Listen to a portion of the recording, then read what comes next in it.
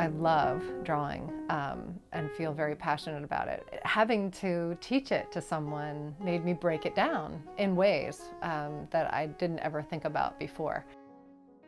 I moved to California, and about a year after I moved here, started teaching at Laney, and it's been 10 years now, teaching drawing, and I was also teaching design. The building is about 4 or 5 years old. In the parking lot there used to be a building, or behind the parking lot, a building where the sculpture and printmaking classes were taught, ceramics classes. And I loved it over there because there was an openness and a sense of community. So having this new building has brought that to the rest of us that were teaching painting and drawing and design in the old A building.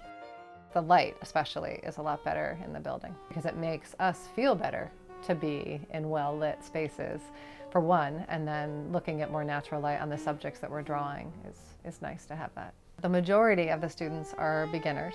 That's the biggest class that I have. I have 5 sections, and usually there are at least 20 people in that beginning section, and I have continuing, intermediate, advanced, and special projects.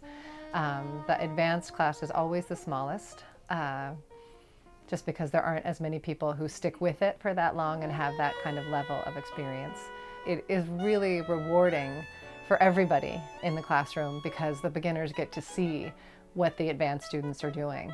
And I try to encourage this, that it provides inspiration, to not let it be discouraging. In recent history, it's been every 2 years that we do a student show, and it usually happens in the June Steingart Gallery in the Tower. Right now that's out of commission because they're renovating the Tower building. We put up work to critique for the people in the classroom, and at the first, that's a big step for a lot of people to put their work up to have other people look at.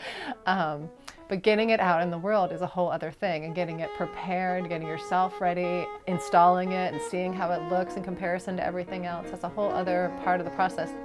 I believe that it is absolutely necessary that we have a space to show student work, and that it happens every year.